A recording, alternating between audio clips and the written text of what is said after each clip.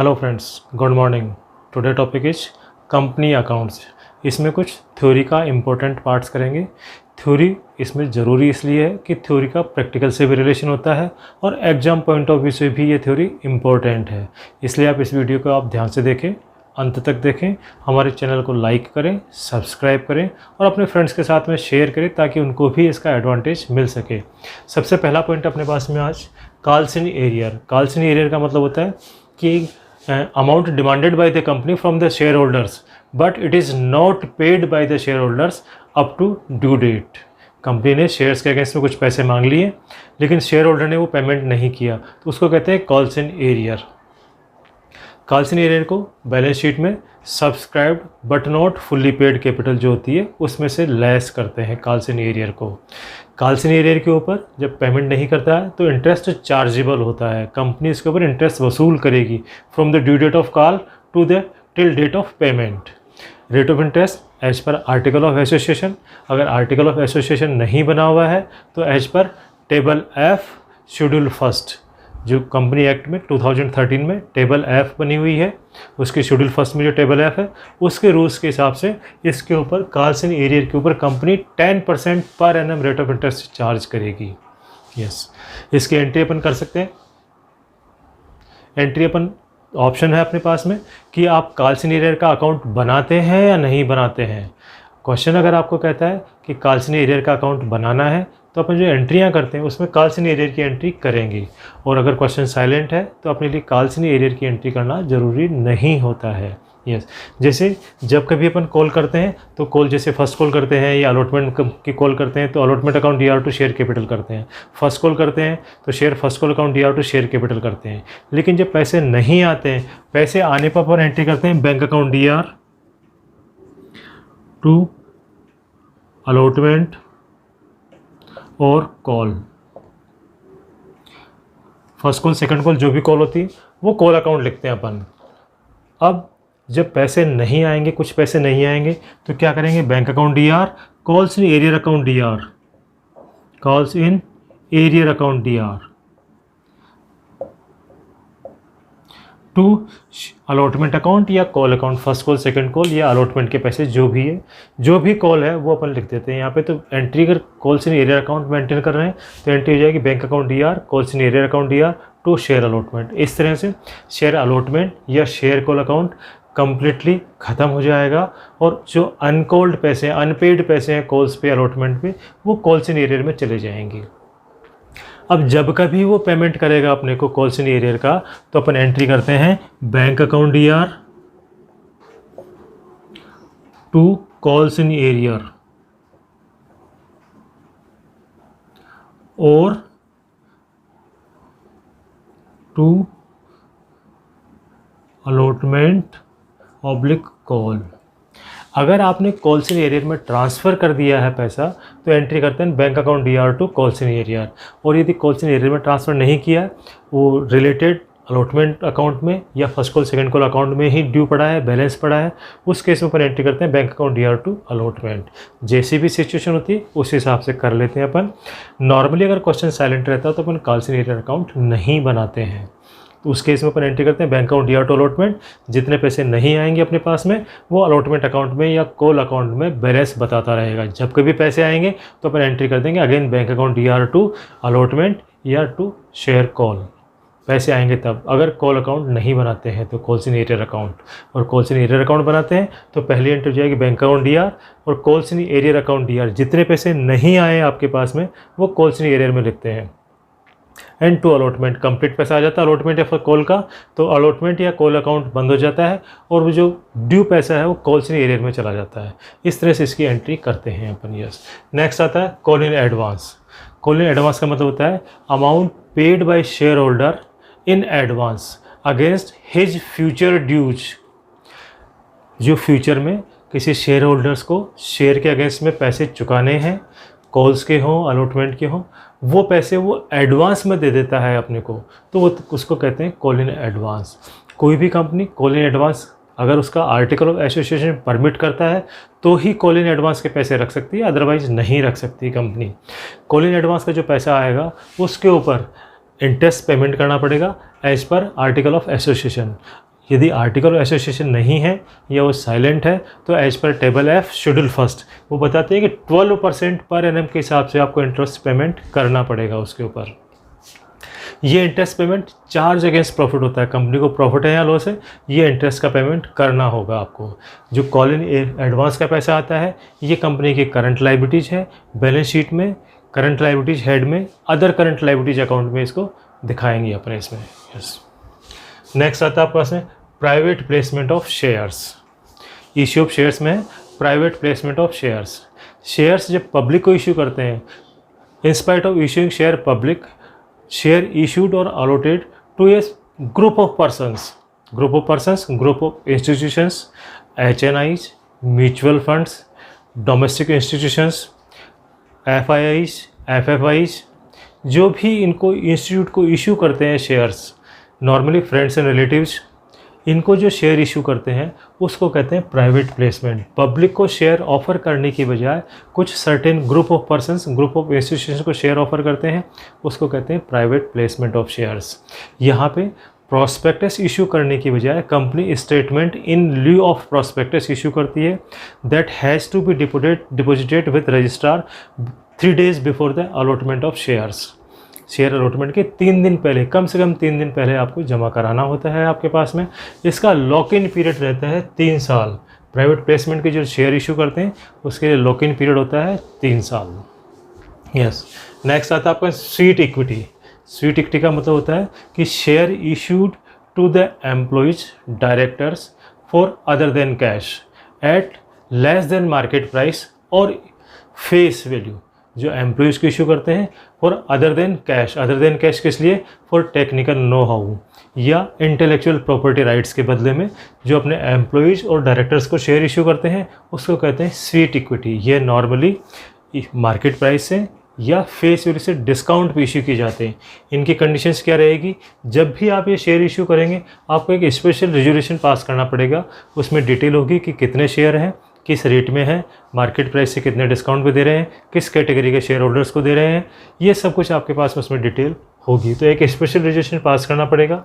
इसके लिए 3 ear lock in period होता है। जो स्वीट इक्विटी देंगे 3 years from the date of allotment no one can sell these shares. जिनको शेयर मिलते हैं वो 3 साल तक इनको बेच नहीं सकते।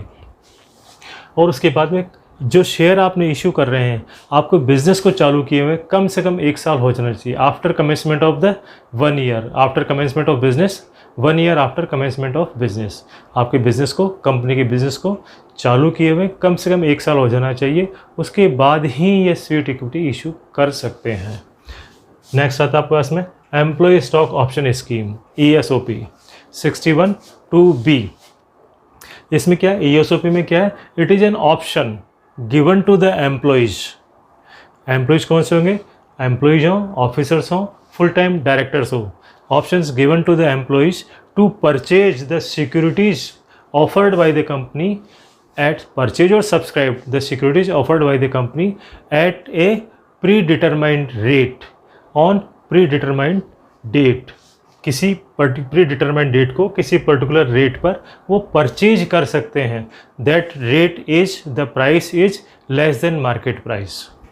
यहाँ पे कंपनी अपने एम्प्लॉयज़ को ऑप्शन देती है कि फ्यूचर की डेट में किसी स्पेसिफाइड रेट के ऊपर कंपनी की सिक्योरिटीज़, नॉर्मली शेयर ही होते हैं, इक्विटी शेयर ही होते हैं, उनको वो परचेज कर सकते हैं चाहे तो। ये एम्प्लॉयज़ को ऑप्शन देती है। Once the option has been given to the employees it becomes right of the employees not an obligation. Employee चाहे तो परचेज करें, चाहे परचेज नहीं करें, चाहे तो सब्सक्राइब करें, चाहे तो नहीं करें, ये उनका राइट है। कंपनी एक बार ऑप्शन देने के बाद में मना नहीं कर सकती है। ऑब्लिगेशन नहीं है एम्प्लॉयज़ के ऊपर कि उनको ये परचेज करना ही होगा। उनकी इच्छा है, अगर वो परचेज करना चाहते हैं तो कंपनी मना नहीं करेगी। This is the right. एक बार कंपनी ने ऑप्शन दे दिया तो ये उनका राइट बन जाता है। ये स्कीम वॉलंटरी स्कीम है। कंपनी चाहे तो स्कीम देवे, चाहे तो स्कीम नहीं देवे। ये कंपनी के लिए वॉलंटरी स्कीम होती है। लेकिन एक बार स्कीम देने के बाद में एम्प्लॉयज़ के लिए राइट हो जाता है कि कंपनी को ऐसा करना ही पड़ेगा। लेकिन एम्प्लॉय को वो कंपेल नहीं कर सकती कंपनी कि आपको सब्सक्राइब करना है। इसलिए इसको कहते हैं this is a right not an obligation. Yes इसकी कंडीशंस क्या होती हैं कि शेयर जो है वो ऑलरेडी इश्यूड होने चाहिए। जो शेयर आप ईएसओपी में ऑफर कर रहे हैं वो शेयर ऑलरेडी इश्यूड होने चाहिए, उस कैटेगरी के शेयर पहले से इशू किए हुए होने चाहिए। स्पेशल रेजोल्यूशन, इसके लिए आपको बोर्ड में एक स्पेशल रेजोल्यूशन पास करना पड़ेगा जिसमें कंप्लीट डिटेल होगी, कितने शेयर्स हैं, किस रेट में दे रहे हैं, मार्केट प्राइस क्या है, कौन कौन एम्प्लॉइज को दे रहे हैं, कितने कितने शेयर दे रहे हैं, इस तरह की सारा लोकिन सारी डिटेल उसमें गिवन होगी आपके पास में स्पेशल रिजोल्यूशन में।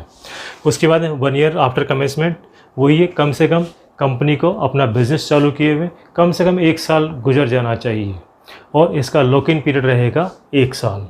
अब ये आता है कि कंपनी ऐसा क्यों करती, क्या ऑब्जेक्टिव है कंपनी के इसके पीछे। कंपनी का ऑब्जेक्टिव है कि इंस्पायर द एम्प्लॉयज़, एम्प्लॉय को इंस्पायर करते हैं कि वो कंपनी से जुड़े रहें, कंपनी में जो कंपनी के डेवलपमेंट में अपना फुल कंट्रीब्यूशन दे रहे हैं, इसलिए कंपनी को इंस्पायर करते हैं। Create the long term wealth, जो शेयर होते हैं कंपनी के उनकी धीरे धीरे उनकी वैल्यू बढ़ती जाती है, इसलिए धीरे धीरे उनकी वैल्यू बढ़ने से एक लॉन्ग टर्म वेल्थ क्रिएशन होगा in the hand of employees.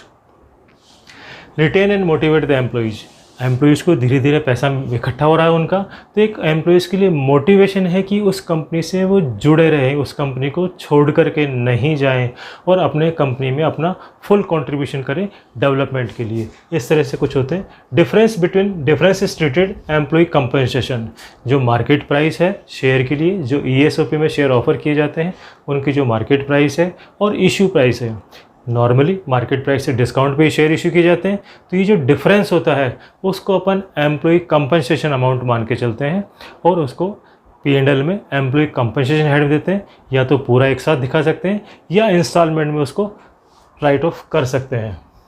Next आता है आपके पास में पब्लिक सब्सक्रिप्शन ऑफ शेयर्स। जब कंपनी पब्लिक को शेयर ऑफर करती है फॉर कैश तो उसको कहते हैं पब्लिक सब्सक्रिप्शन। कंपनी, कोई भी company public at large share offer करती है टू सब्सक्राइब अगेंस्ट कैश, वहाँ पे कैश ही देना होता है, कैश या चेक, उसके बदले में जो कंपनी शेयर इशू करती है पब्लिक को उसको कहते हैं पब्लिक सब्सक्रिप्शन। इसके लिए कंपनी को सबसे पहले एक प्रॉस्पेक्टस इशू करना पड़ता है।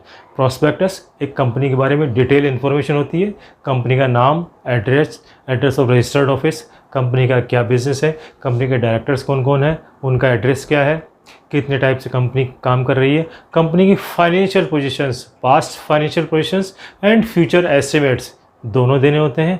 फिर उसमें बताना होता है कि आपने जो कितने शेयर इशू कर रहे हैं, कब इशू खुलेगा, कौन से बैंक में अकाउंट होगा और इशू का जो पैसा आएगा वो किस काम में यूटिलाइज किया जाएगा। इस तरह कंपनी के बारे में पूरी फाइनेंशियल डिटेल होती है, वो होता है प्रॉस्पेक्टस। ये प्रॉस्पेक्टस कंपनी पेपर में पब्लिश करती है, उसमें डेट होती है किस डेट को ऑफर खुलेगा और किस डेट को बंद होगा। Public after reading the prospectus can apply for shares to subscribe the shares.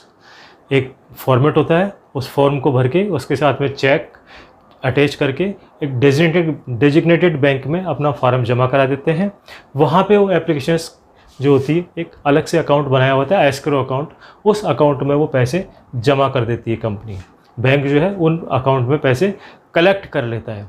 After receiving the application, after closure the issue, bank पैसे कलेक्ट करेगा और कंपनी के पास में सारी एप्लीकेशंस की डिटेल भेज देगा।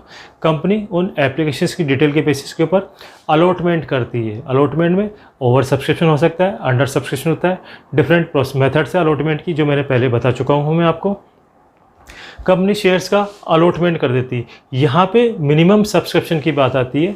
अगर मिनिमम सब्सक्रिप्शन पूरा नहीं होता है तो कंपनी शेयर अलॉट नहीं कर सकती है, उसको पूरे पैसे रिफंड करने होंगे, जो मैं आपको भी मिनिमम सब्सक्रिप्शन की डिटेल में बताऊंगा आपको। कंपनी शेयर अलॉट कर देती है और सबको इन्फॉर्मेशन देती है कि such number of shares has been allotted. उसके बाद में आती है कॉल्स। अगर अभी भी पैसे बाकी है, शेयर्स के पूरे पैसे कंपनी नहीं मांगे हैं, तो वो कंपनी अब कॉल्स कर सकती है। इसके डिफरेंट रूल्स हैं। जैसे कंपनी जो एप्लीकेशन बनी होती है कंपनी की, वो मिनिमम 25% होती है। जब शेयर की एप्लीकेशन मांगेगी कंपनी फर्स्ट टाइम, तो एप्लीकेशन मनी शेयर की इश्यू प्राइस से कम 25% होनी चाहिए। ज़्यादा 100% हो सकती है। जितने में वो शेयर इशू कर रही, पूरे पैसे एप्लीकेशन मनी पे मांग सकते हैं। जैसा कि आजकल होता है, सारे पैसे एप्लीकेशन पे ही मांग लिए जाते हैं। तो मिनिमम अमाउंट एप्लीकेशन पे 25% होना चाहिए। मिनिमम अमाउंट है ये, मैक्सिमम नहीं। ऐसे कुछ कॉल से रिलेटेड रूल्स हैं कि एक कॉल्स से दूसरी कॉल्स के बीच में 1 महीने का टाइम होगा, 30 डेज़ का पीरियड होगा। एक कॉल के लिए पैसे जमा कराने के लिए 14 डेज़ का नोटिस पीरियड होगा।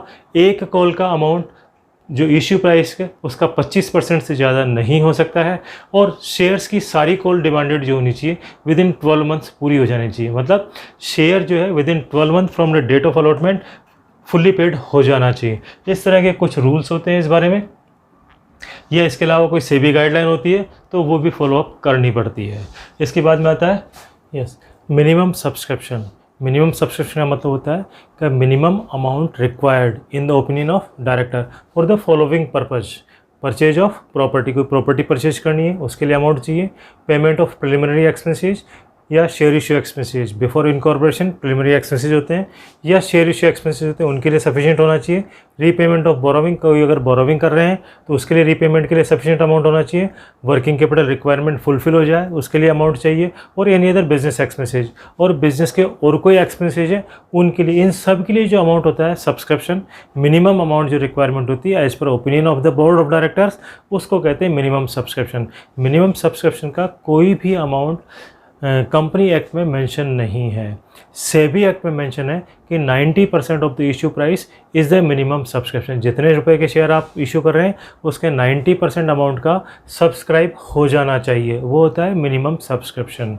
अगर 30 days from the date of issue of prospectus अगर मिनिमम सब्सक्रिप्शन नहीं आता है तो अलॉटमेंट नहीं होगा।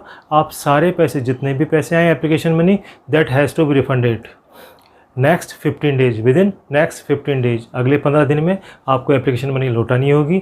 अगर आप अगले दिन 15 दिन में लौटा नहीं पाते हैं तो डिलेड पीरियड के लिए 15% इंटरेस्ट आपको पेमेंट करना होगा फॉर डिलेड पीरियड।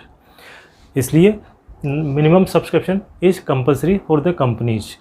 ठीक है, उसके बाद में आता है अगर मिनिमम ये शेयर अलॉटमेंट करने के पहले शेयर को स्टॉक एक्सचेंज में लिस्ट करवाने की एक लिस्टिंग एग्रीमेंट किसी न किसी स्टॉक एक्सचेंज से साइन हो जाना चाहिए before allotment of the share, जिससे अलॉटमेंट के बाद में शेयर की उस एक्सचेंज पे ट्रेडिंग हो सके।